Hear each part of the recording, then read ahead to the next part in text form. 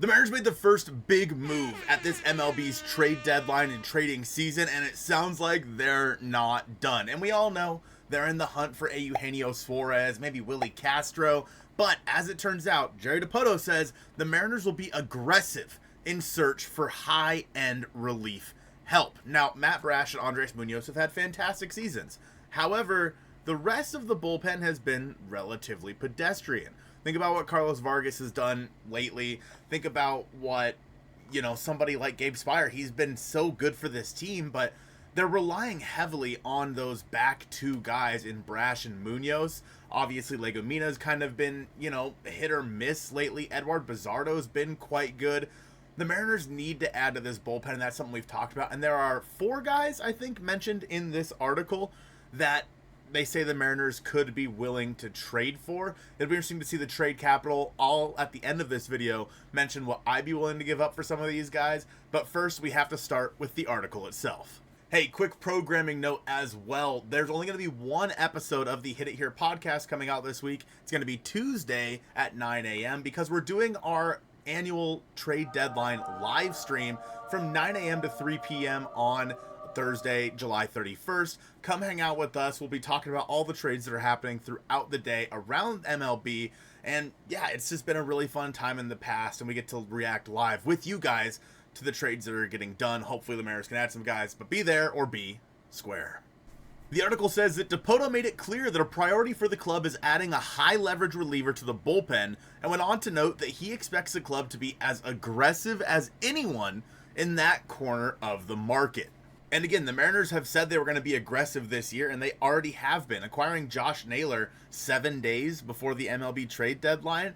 If some of these relievers get moved, I do think the Mariners are going to be out there. Even guys like Kyle Finnegan and Jimmy Herget and Seth Halverson. Yeah, I'm back on my Seth Halverson train. All of these guys could be options for the Mariners to kind of slot in between, say, Gabe Speier and Edward Bizardo and Matt Brash and Andres Munoz. Someone more of like a setup guy that's going to be able to eat some innings for you, but also you'll be able to throw in there to put out the fire. Now, the first players that are noted in this article is Cardinals closer Ryan Helsley, Twins lefty Danny Colombe, and Braves closer Raisel Iglesias. All 3 of those guys are on expiring contracts, and they're rental arms, meaning it might not cost the Mariners all that much. Now, Raisel Iglesias is an interesting one. He played a pretty big role in the Angels-Mariners brawl back in 22, if you guys remember that, the Jesse Winker double wink game. So I don't necessarily know if Raisel Iglesias is a fit. He's kind of an interesting character.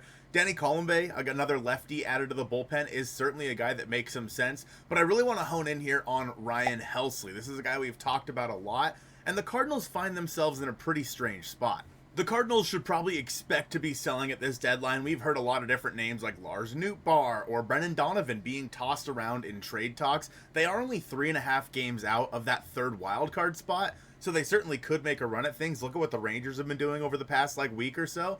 But I think that as we get closer to the deadline, teams are going to have to make a decision. And I truly believe that the Cardinals are going to sell. So it makes sense for them to sell someone like Ryan Helsley, who is making a decent amount of money. He is a closer, and he's on an expiring deal. Let's take a look at Helsley's numbers. On the year, Helsley's put up a 1.1 WAR. He has a flat, even 3 ERA in 36 games with 21 saves. He has 36 innings pitched in those 36 games, 41 strikeouts, and a whip of 1.389. Now, all of that comes out to a 139 ERA plus for Ryan Helsley. He's been quite good so far this year, and that's something that would fit into the back end of the Mariners bullpen. It's interesting to note that this is his worst year since 2021. That's just how good he has been. He's 30 years old, but again, you only have him for, 2.5 months or so? And yeah, Helsley avoided arbitration this year and is making $8.2 million. We're going to call that roughly 3.5 the rest of the way for the rest of the season that the Mariners would have to take on. A deal like this seems entirely possible, and it shouldn't cost you too much. Yes, Helsley is one of the best relievers in baseball over the past few years, but he's a guy that is on an expiring contract making a fair amount of money.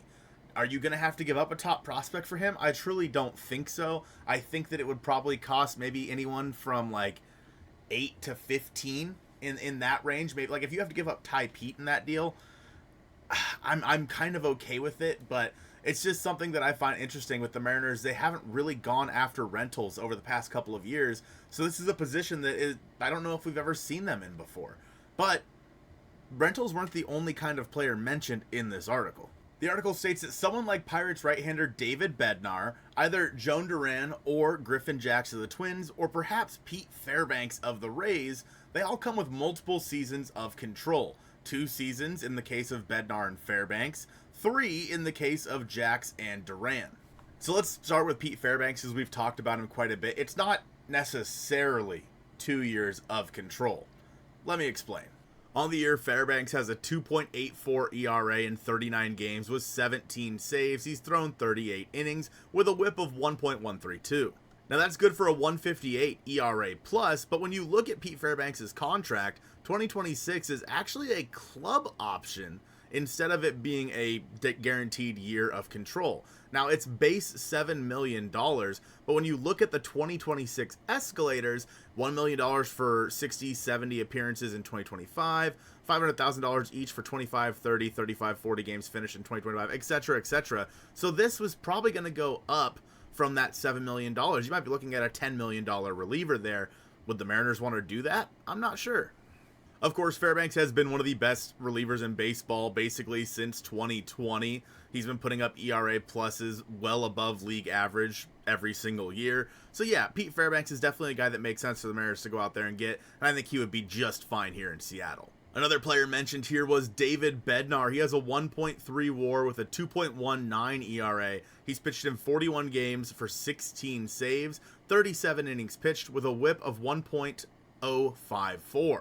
That's good for an ERA plus of 194, 94% above league average. Now, Bednar is in arbitration right now. He has one more year of arbitration, ARB 3 in 2026. He made $5.9 million in 25, so you can expect a little bit of a uptick there. Maybe he's making, $8 million. So I'm not going to act like I have any idea. But anyway, he's not going to be terribly expensive. At least he would be cheaper than Pete Fairbanks. In terms of those two guys, I don't think that you'd have to spend a ton of prospect capital, simply because they are making a decent amount of money. Now, don't get me wrong, for multiple years of control of a reliever, you're still going to have to give up a bit of a bag. I just don't think it's going to be as much as it would be for Griffin Jax or Joan Duran, because A, they're on another level, and B, they come with an extra year of control. Now, there actually is some precedent here of a trade that happened in 2024 that we'll talk about here in just a minute, but first let's talk about Duran and Griffin Jax. On the year so far, Duran has a 2.3 WAR with a 1.9 ERA in 47 games pitched. He has 16 saves, 47 and a third innings pitched with a whip of 1.120. And all of that equates to an ERA plus of 223. Joan Duran is nasty. And when you look at his contract, he was in arbitration 1 this year, making $4.1 million. You'll have him for 2 more years after this year, probably seeing upticks of a few $1,000,000 each year. But again, you're going to have him for a little bit longer. You have him for the rest of this year and then 2 years on top of that. Griffin Jax on the year has been a little bit worse than Joan Duran for sure, and a little bit worse than we've seen him in the past. He has just a 0.5 WAR with a 4 ERA in 48 games pitched, 45 innings pitched, and 70 strikeouts. Good for a whip of 1.244, and that puts his ERA plus right around league average at 106. In terms of money, he's making about half of what Joan Duran is making at $2.3 million. Again, a couple $1,000,000 here over the next 2 years. You'd get him for 2 years and then the rest of this season as well. So, like I said, we're going to talk about trade packages a little bit here. We're not going to get into too many specifics, but I do want to say that there is a precedent for a trade of, say, Griffin Jax or Joan Duran. We're going to say Joan Duran just because it makes a little bit more sense here, but nonetheless, we have to talk about the Jason Adam trade from 2024, where he went from the Tampa Bay Rays to the San Diego Padres. So in 2024, the Padres received right-handed pitcher Jason Adam. The Rays received right-handed pitcher Dylan Lesko, the Padres' number 3 prospect and number 76 overall, outfielder Homer Bush Jr., Padres' number 8 prospect, and catching prospect JD Gonzalez, Padres' number 12. So 3 guys in the Padres' top 15. Now, when Jason Adam was traded, he had a 2.49 ERA with the Rays in 47 innings pitched, good for an ERA plus of 161. And interesting to note here, Jason Adam was going to be controlled through 2026. So about 2.5 years of control, similar to that of Duran and Jax. Now, Duran is better than Jason Adam was, and Jax is worse than Jason Adam was. But nonetheless, there was still one top 100 prospect sent in this deal, and overall, 3 guys in the Padres' top 15. Now, of course, the Mariners have much better prospects than the Padres did at that time, but when you look at a package like that, one of your, top 7 or so probably has to go in a deal for Joe Duran or Griffin Jax, simply because, well, the precedent has been set. Now, who are you willing to trade out of there? I don't want to get into specifics because, frankly, I don't know who the Twins would like, but just as a rough idea, you'd have to give up probably one of your top 100 prospects and then a couple more guys that are, in that maybe 10 to 15. I mean, for the Mariners' sake, it might be closer to like 12 to 18, just because their farm system, in my opinion, is better than the Padres was. But nonetheless, let's just, okay, fine. We're going to get into specifics. Let's do it. Why not? First, we're looking at the Mariners' top prospects here, and we got to go with one of the guys that is a top 100 just for the precedent that's already been set.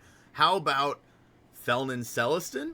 He might have the highest upside in the entire organization. Otherwise, you could say maybe Michael Arroyo. When you look at the Padres trade package, they traded the number 76 overall in terms of the top 100. For the Mariners, the closest to that is Jurrangelo Cijntje at number 70. So maybe you trade Jurrangelo Cijntje in that deal instead. Now, they traded their number 8 and number 12 prospect. The Mariners obviously have a much better prospect farm system than they did. So we're going to go a little bit lower here.